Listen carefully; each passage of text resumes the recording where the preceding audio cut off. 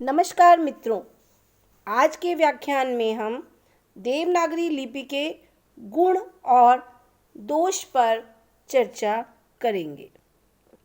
देवनागरी लिपि के गुण।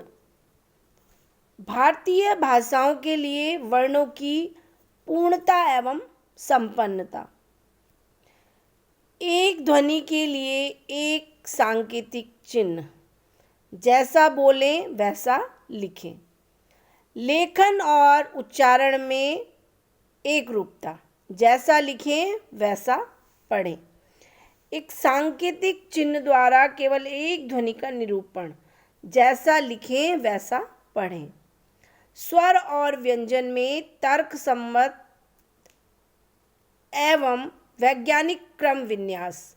देवनागरी के वर्णों का क्रम विन्यास उनके उच्चारण के स्थान को ध्यान में वास्तव वर्णों का प्रत्याहार रूप से उपयोग। माहेश्वर सूत्र में देवनागरी वर्णों को एक विशिष्ट क्रम में सजाया गया है। इनमें से किसी वर्ण से आरंभ करके किसी दूसरे वर्ण तक के वर्ण समूह को दो अक्षर का एक छोटा नाम दे दिया जाता है, जिसे प्रत्याहार कहते हैं। मात्राओं की संख्या के आधार पर छंदों का वर्गीकरण।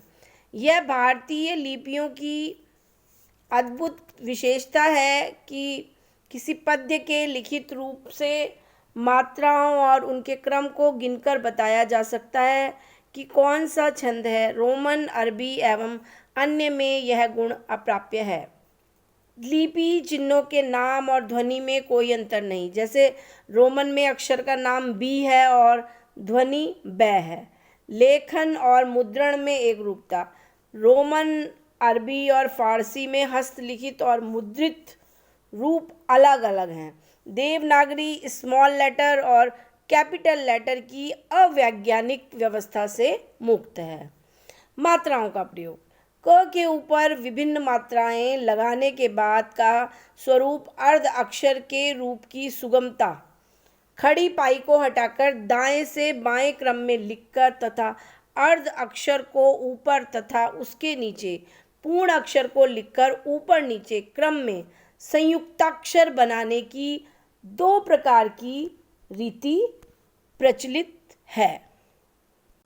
अन्य बाएं से दाएं शिरोरेखा संयुक्ताक्षरों का प्रयोग, अधिकांश वर्णों में एक ऊर्ध्व रेखा की प्रधानता, अनेक ध्वनियों को निरूपित करने की क्षमता आदि। भारतवर्ष के साहित्य में कुछ ऐसे रूप विकसित हुए हैं जो दाएं से बाएं अथवा बाएं से दाएं पढ़ने पर समान रहते हैं। उदाहरण स्वरूप केशवदास का एक सवैया लीजिए। माँ सम्मोह सजे बनबीन, नमीन बजे सह मोस समा, मार लतानी बनावती सारी, रिसाती बनावती ताल रमा। मानव ही रही मोरद मोद, दमोदर मोहि रही वनमा, माल बनी बल केशव दास सदा बस केल बनी बलमा। इस सवैया की किसी भी पंक्ति को किसी भी ओर से पढ़िए, कोई अंतर नहीं पड़ेगा। इसी प्रकार तुलसीदास की एक पंक्ति देखिए। सदा सील तुम सरद के, दरस हर तरह खास, सखा हर तरह सरद के, सर सम तुलसीदास। इसमें भी किसी भी पंक्ति को किसी भी ओर से पढ़िए, कोई अंतर नहीं पड़ेगा। देवनागरी लिपि के दोष।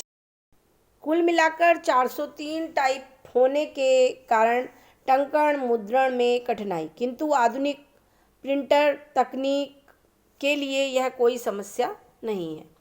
कुछ लोग सिरोरेखा का प्रयोग अनावश्यक मानते हैं। अनावश्यक वर्ण, बहुत से लोग इनका शुद्ध उच्चारण नहीं कर पाते। द्विरूप वर्ण आदि को दो दो प्रकार से लिखा जाता है। समरूप वर्ण और वर्णों के संयुक्त करने की व्यवस्था एक समान नहीं है। अनुस्वार एवं अनुनासिक के प्रयोग में एक रूपता का अभाव। त्वरापूर्ण लेखन नहीं, क्योंकि लेखन में हाथ बार बार उठाना पड़ता है।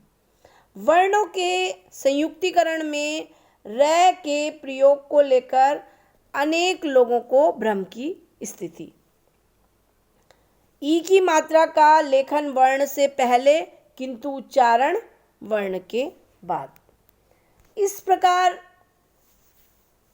कई दोष भी देवनागरी लिपि में देखने को मिलते हैं।